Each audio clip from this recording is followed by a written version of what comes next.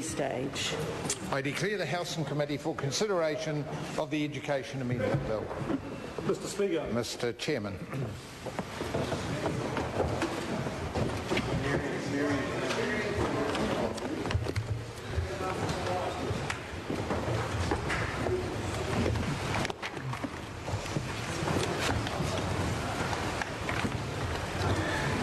Members, the House is in committee on the Education Amendment Bill, and the first question that the committee will consider is that Part 1 stand part.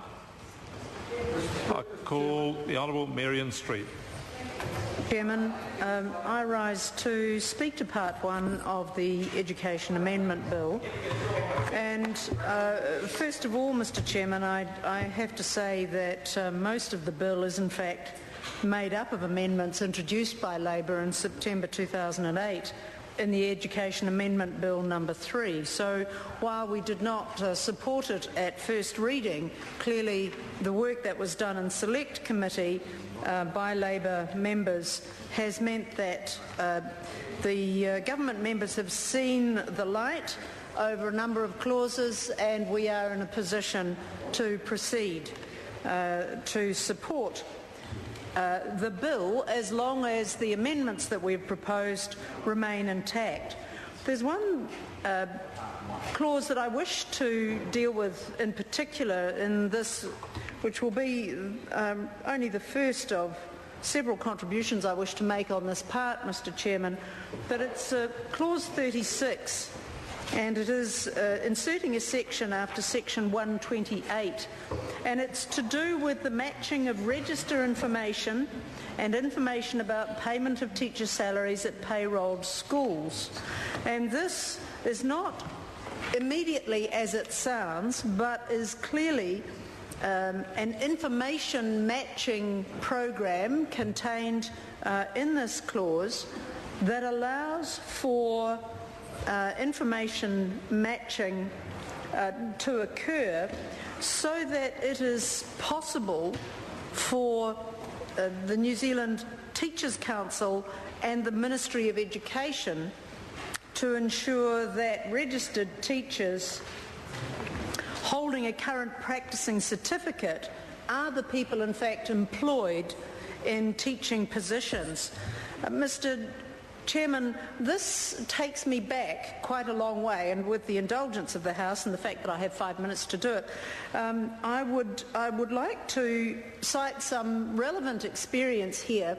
When I first started as a teacher in 1978, there was a process of registration.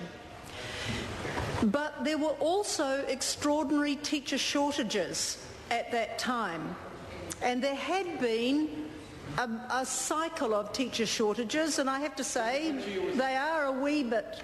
Which period are we talking about? 1978. And there had been some teacher shortages. I was a child prodigy, it's true. Just a young thing. Order. Order. Thank you. Thank you for assisting me so ably, my colleagues.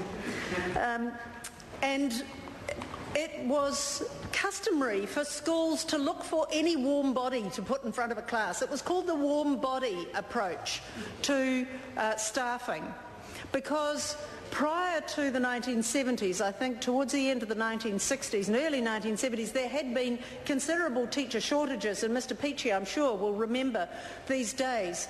And it was only required that a warm body be in front of children so that at least some order could be maintained in a classroom, and never mind the educational content or achievement that went on in the classroom at the time. Fortunately, we've long passed those days. We have had since then about 4 decades of pedagogy and research and academic pursuit that have improved collectively the quality of education that is offered in our schools, primary and secondary schools.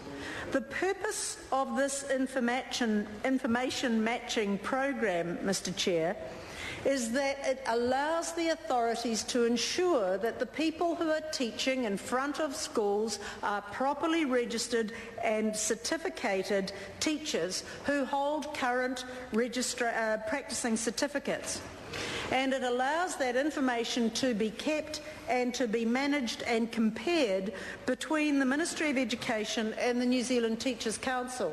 Now, we on this side of the House are very much in favour of that and very much support it, because we do not need to return to those days of unqualified, untrained teachers appearing. Mr. Chairman. I call the Honourable Marion Street. Thank you, Mr. Chairman. The risk of having untrained and unqualified teachers in our classrooms is too great, and we have learned over the years that in fact the need to put properly qualified and trained teachers in our classrooms is reflected in the quality of learning that the students engage in. So this information matching program allows the Ministry of Education to keep accurate registration information about teachers who are also entitled to registration dependent allowances. So there are some things that attach to registration as a teacher. So there is security in this for parents, there is security in this for principals, and there is security in this provision for other teaching staff who can be confident that their peers and colleagues around them have all met the same registration requirements and hold qualified practicing certificates and have not just been dragged in off the street to provide a warm body to keep children more or less in order. So fortunately we have moved a long way past those days.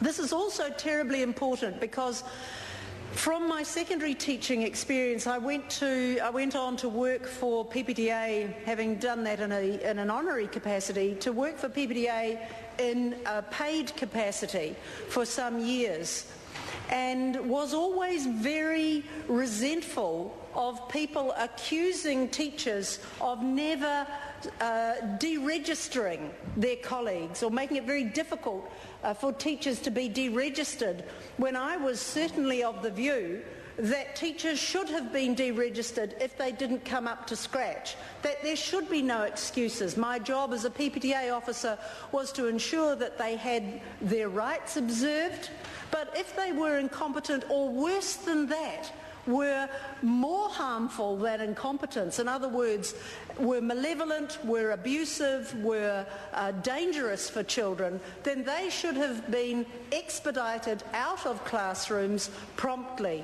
Now, that was something that I adhered to as a union official, and it was something that was important to me as a practicing teacher. So it's really important that people who are dismissed from schools for inappropriate behaviour or incompetent behaviour are not simply found going down the road to the next school where the principal then hires them. And this information matching program will prevent that from happening.